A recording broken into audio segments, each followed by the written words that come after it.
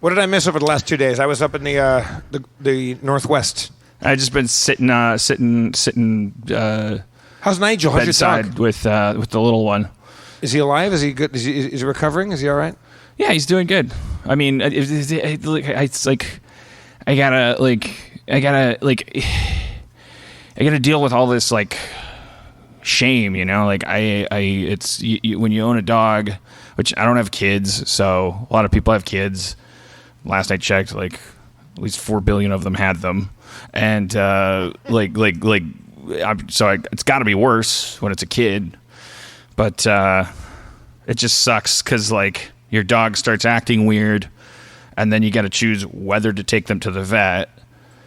And then once you take them to the vet, you just it's like I know it's not their fault. Like I'm sure the veterinarial industry is not flush with cash, and I'm sure the doctors that are funneled into it are wonderful people, and I'm sure the technicians that couldn't be doctors at a veterinarian hospital yet are also great people, and I'm sure the people that work at the front desk that can't even be technicians, that can't even be doctors, that can't even have human patients. I'm sure they're not 5 levels beneath normal humanity. They're just 5 levels beneath a regular doctor. And what is a doctor? As we've discussed on the show, a serial killer with a support system.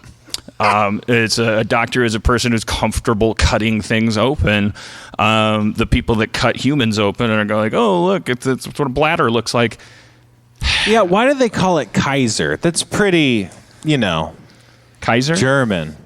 Yeah. It's also permanente. It's like an eternal Kaiser. It's like it's Kaiser's from Caesar. Yeah, why are these people the ones that are trying to save our lives? They want eternal empirical rule. Yeah. They want a permanent Caesar. They want to rule over your health. Yeah, I mean, look, there's no question that doctors know how to help you when you're sick.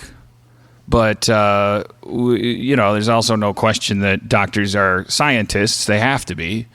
So they're not, what kind of person is drawn to an occupation where you might have to like be next to someone who's dying all the time, or just sick, where every day you get up and go to work and you're just going to be nonstop problems.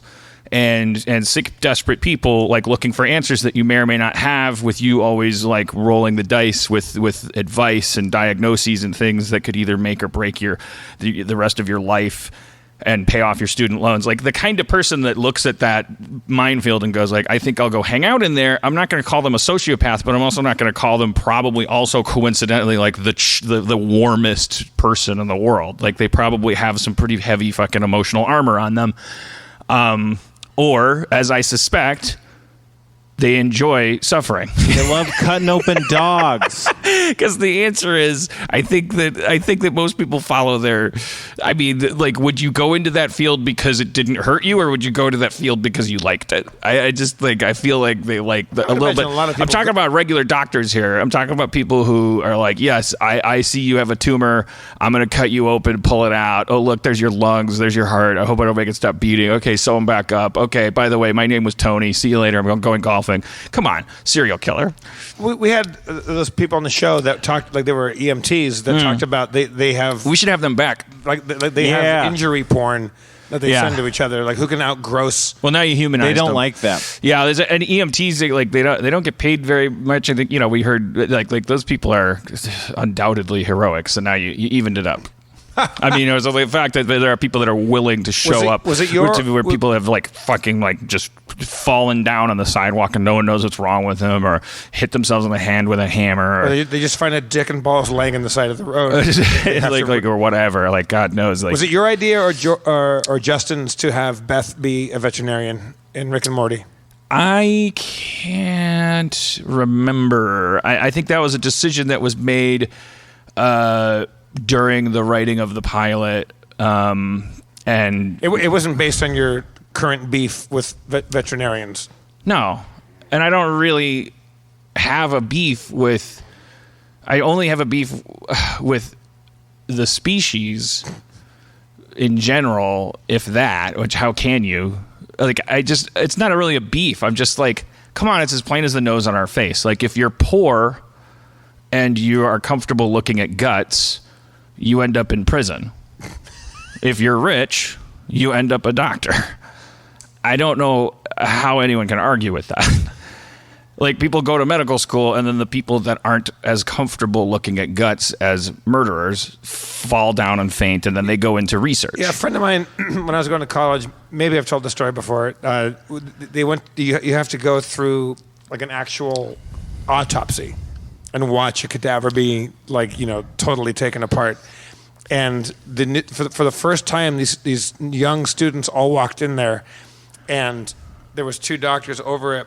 And what the students didn't know, because here was a dead human being, and they had lined it with tinfoil and filled it with SpaghettiOs. And when the students walked in, they were just eating out of the chest cavity and eating SpaghettiOs out of it. And half the students ran out and barfed or fainted or whatever. And that's their little joke. Get used to not caring about the insides of people. Yeah, that's great that them noticing that they're sociopaths plus them having free time makes them want to have fun that way. But so another thing you could do with your free time if you're a sociopath is learn empathy.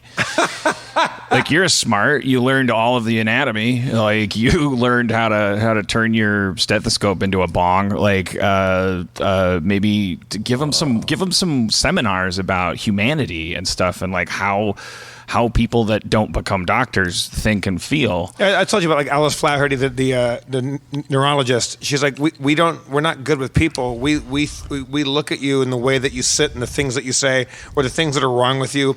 You touch something that's cold, you think it's hot. Like, we're looking at your brain. All we want to do is, like, we're zombies. We just want to take the top of your head off and poke around in that big bowl of toothpaste, which is your brain. Like, we're not good with people. We just like solving the brain puzzle. Like, if you were good with people, you probably wouldn't be good at sawing off a head and poking around in there. Yeah, that's what I'm saying. Yeah. Kind of, yeah. So these are the people that were, that you have to take your dog to. Your dog can't talk. You take your dog to him. And then, it's probably a technician. It's probably not even a doctor. I don't know if a doctor's the one that has to, it's like, I talked to 3 different doctors on the phone over the 3 days that Nigel was at the hospital. It's like, the bottom line is, I'm filled with a lot of toxic shame. Like, I took my dog to the hospital because he wouldn't stop trembling and vomiting. He was vomiting like so much that the equivalent for his size would be like, like the middle, like all across the stage except for your area and Spencer's area, like that much, which is, I was like, geez, I mean, what else, it's time to go to the hospital. Like, he's never puked that much. And he already had his issue with where he had, they had to pull out a clump of grass out of his intestines. Or did they have to? We'll never know. Like, fans of the podcast will recall that story. The punchline of it is, we're left to wonder for the rest of our lives, should we have let the dog pass this giant clump of grass, or would that have perforated his intestines on the way out because it was moving so slowly it was almost not moving at all? Do you wait for your dog to try to fit that out his asshole and possibly cause permanent damage to him, or do you cause permanent damage to him by cutting him open and pulling it out? That's what we opted to. So this is Nigel's second surgery, second time he's been cut open by humans that he trusts, and this time there was nothing in there. He was inflamed. His stomach. They X-ray his stomach and they go, it's really big. Do you think there's something in there? Did he eat anything that might be trapped in there? Because his stomach is gigantic, and you said he's been puking a lot. So like, we think there's something in there, and I said, well, he eats a lot of stuff. Wouldn't the X-ray show a thing or not a thing? No, it doesn't show a lot of things, as they condescendingly told me. Like, I even literally said, are you sure it could is it possible it could be just inflammation that is because you're saying his stomach is big? I don't even know why I said that. I didn't go to fucking medical school. I was just like, because I don't want to cut my dog open twice in a year. And so it was just like, you think it could another reason his stuff, because what they said, they were using logic at midnight at an animal hospital. So I'm thinking, I probably don't have the fucking Sherlock Holmes of animal doctors, right? Or maybe it's the fox molder. Maybe they're so fucking smart about diagnosing animals that people call them spooky Dr. McGillicuddy and like make them work at midnight because they're so fucking good at figuring out what's going on. But they were scratching their heads. Your dog's stomach is huge, and you said he just puked like the size of a pool table, and so his stomach should be small, right? Because he puked all that. And I'm like, can I be a doctor? And I was like, well, is it possible that the reason the stomach is large is because it's irritated? Is that a thing? And the technician, I think there was a technician, I don't think it was a doctor. I don't know the difference. Honestly, I perceived them looking at me like I was an idiot, and they're like, yeah, well, X-rays don't pick up inflammation. So, and I was like, that wasn't an answer. The answer that could have saved my dog a lot of pain was, it's possible. I didn't ask if X-rays picked up inflammation. It's like when you go to the bank, when you used to go to the bank, and the people would say, yeah, the computer says no. And you just like, you fill with this rage and go like, this isn't a computer interaction. This is a human interaction. I'm asking a human being a question. Stop pointing at your computer, which you know goddamn well, if your computer told you to jump out the fucking window, you would pat it on the side. You would go like, what's wrong with it? If the screen flickered, which it might and sometimes does, you wouldn't go, oh, time to kill myself. Like, you're being lazy and you're being condescending. I was like, yeah, X-rays don't pick up inflammation. I didn't ask if they did. I asked if his stomach could be enlarged because of inflammation, as opposed to a foreign object. Like, do we think he ate a bowling ball? I just think save my dog. So that at the earliest absolute possibility, like I'm like, a doctor called me on the phone then after he stays there all night, and she goes, yeah, it's like the X-ray, his stomach he's getting a little worse. Stomach's getting, I don't know, it's if there's something in there, it's not moving. So like, maybe there's nothing in there. Mm-hmm. Maybe it's inflammation.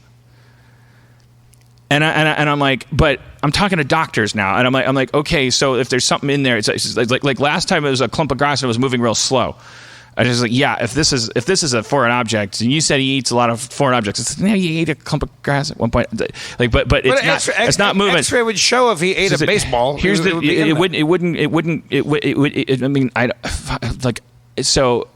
give me three choices: endoscopy.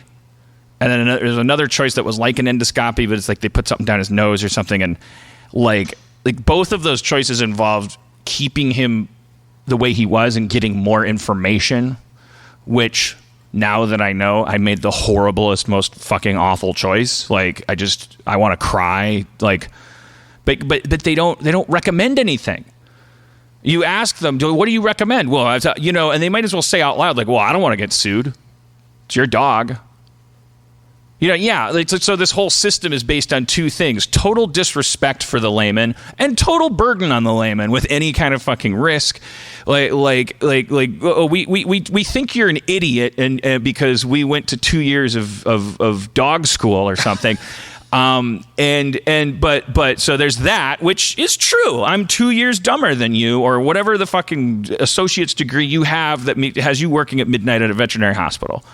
And anybody who's watching who's going like, my cousin works at a veterinary hospital, I'm a veterinarian, I'm at school, take your personal story and just shove it all the way up your fucking dumb ass, because like the fact that something is connected to your life doesn't mean that you're outraged, and it doesn't mean that you have anything to contribute to the conversation.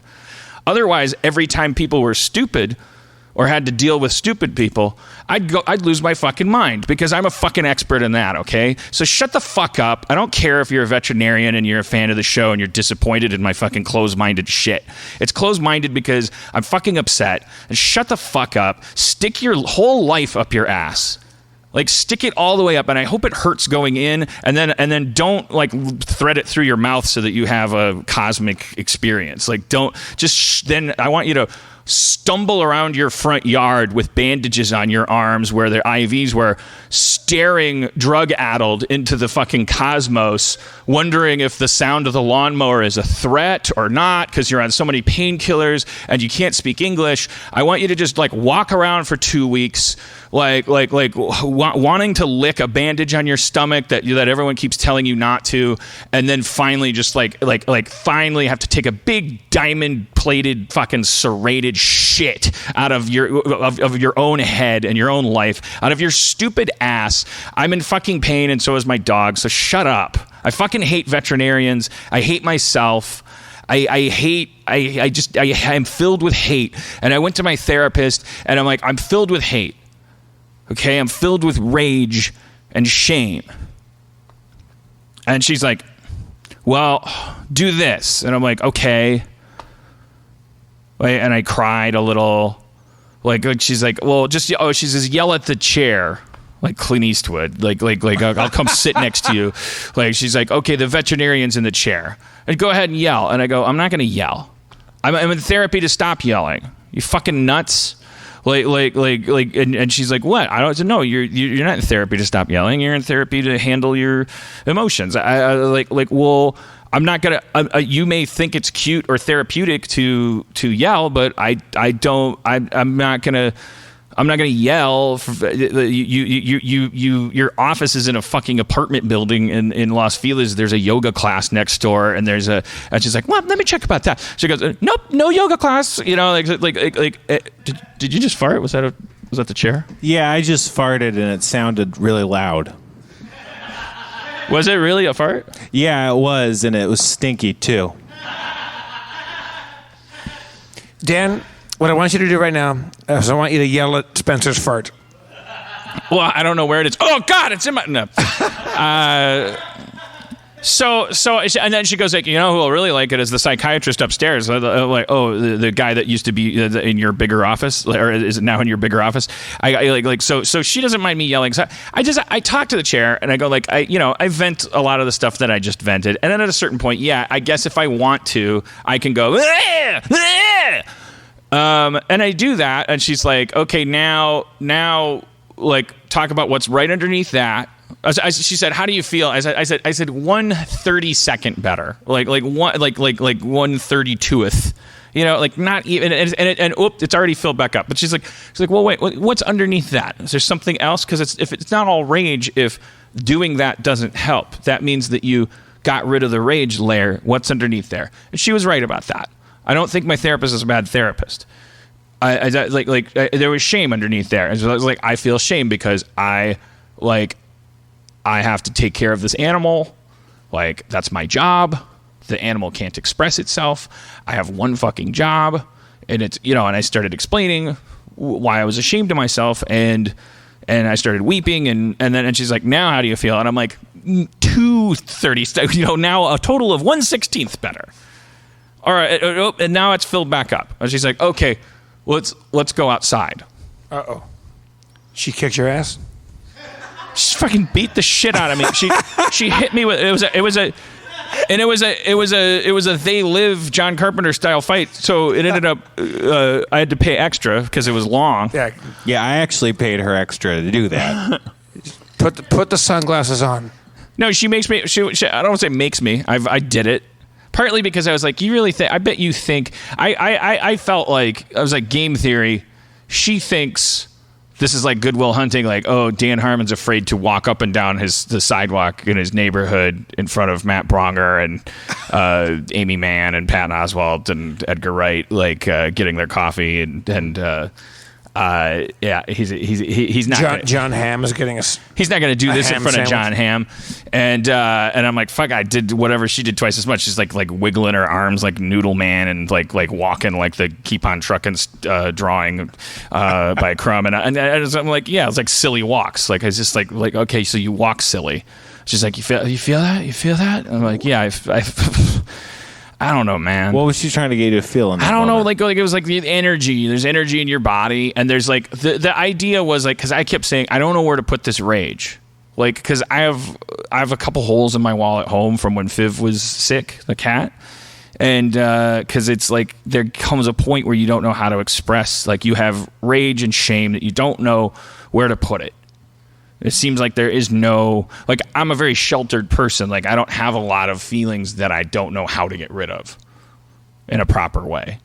But like intense levels of rage and shame above a certain voltage, there's no, it's just like, I still don't, you can feel it. You feel it in your heart, behind your eyeballs, in your fists. Like you feel like you want to beat something. You want to kill. What is your shame about? Like, that you let Nigel down? Yeah.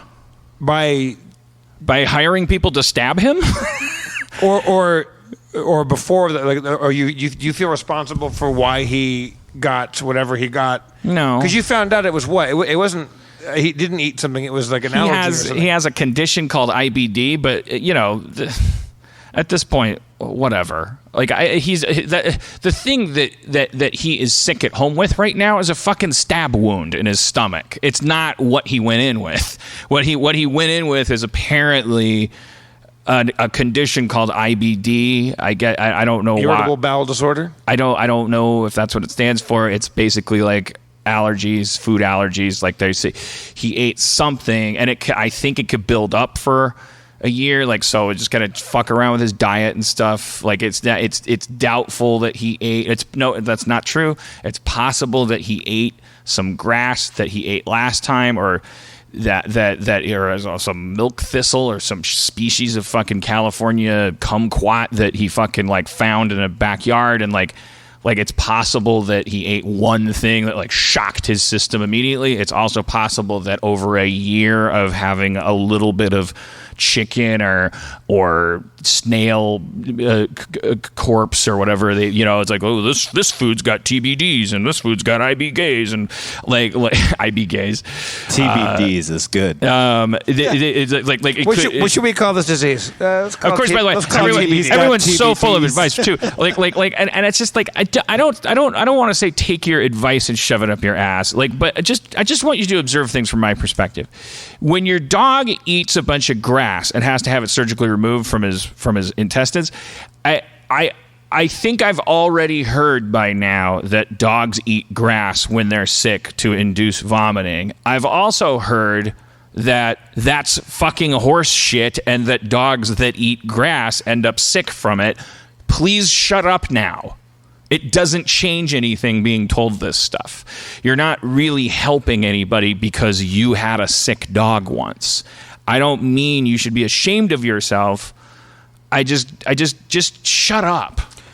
It's a fucking dog that starts shaking and vomiting. You take them into idiots who are smarter than you, and you're given a choice between three doors, and one has a scalpel on it. You choose the scalpel, and they cut them open, and they go, oh, nothing, sorry.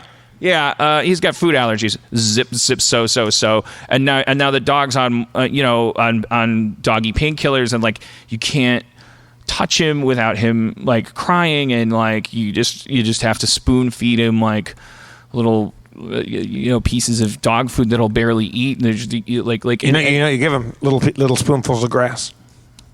And you have nothing to think about that entire time except what you did wrong. You can run from your mistakes. Everything else you can fix by playing Minecraft. I had a dog that kept eating grass and would not stop eating grass. Loved grass. Favorite thing in the world. Ate grass all day, all night, and was constantly bummed out and constantly puking. It's like, hey, like we'll let you sort this out. Like you're an idiot.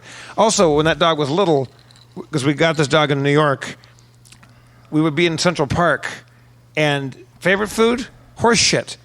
The fucking hansom cabs that would go to take married couples down the lane. Yeah, Nigel and drop giant horse apples. And this dog just loved eating, just couldn't get enough horse shit. Nigel and Harvey. The dog seemed so happy, and we didn't want to stop the dog from being happy, but it was really embarrassing. It's like, what's your dog's problem? Nigel and Harvey every morning, they bark at the neighbor's cat, Dash. The cute little black and white cat that I never told my neighbors I accidentally caught in a humane trap when I was trying to catch a raccoon that was eating all my dog food. Wait, sorry. You go back a little. I went over to my neighbor's house once, and I was like, "Oh, that's your cat." And I was like, the thought balloon. I was like, "I caught your cat in a trap once and let it go." Like, There's a raccoon once. Yeah, there was a raccoon that kept coming in the doggy door. So you almost murdered their cat back. I didn't almost murder it. I definitely trapped I certainly gave it the most miserable night of its life, depending on when it took the bait that was for a raccoon, which is a bunch of a trap. Is like you got caught in a cage and it was a humane trap. It wasn't going to murder the cat. Came out of the backyard like I got my prey, and it was anyways, a very very adorable outdoor cat named Dash. Also, bad name for a cat. Dash if you can't get out of a fucking trap. No, come on. You think trap sense would be a part of anyways, the dogs when I'm working out in the morning, they bark at Dash. Dash comes out of the yard, and I'm always like making fun of it because I'm like, you at this point, like, what do you think? Remember we were talking about like what are the dogs saying to the cat? Well, I just realized what they say to the cat because I'm talking to Allison, the dog sitter, about like what she's like, they love going out in the front yard because they know the cat shit's out there, and like they race each other to the cat shit. Like so it's like it turns out when the dogs are barking at the cat through the front window, they're like poop. They're like yelling at the Wells Fargo wagon. Like, I hope I got my raisins from Fresno.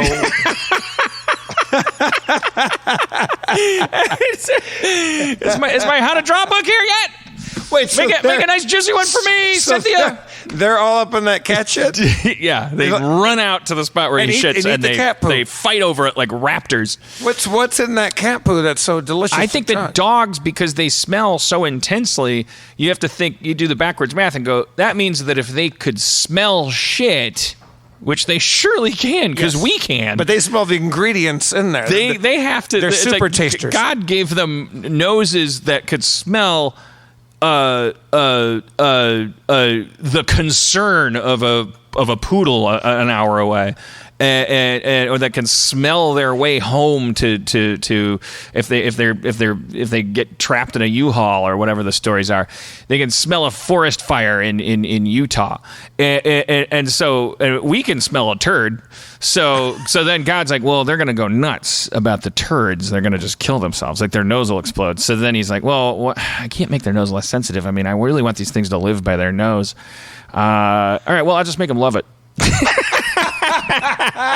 And then so that's why when they meet each other, they're like, let me check out that asshole. Wow, you got one coming, don't you? It's cresting. I can see it. Like Barbara, Cody's dog came over, by the way. Nigel's dog's he's dogs come home from surgery, they're constipated.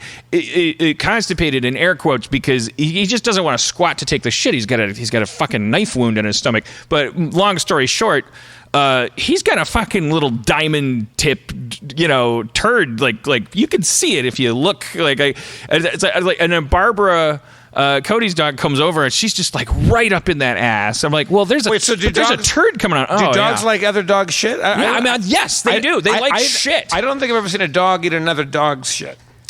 Oh yeah, no, I thought. Well, dogs don't eat their own shit?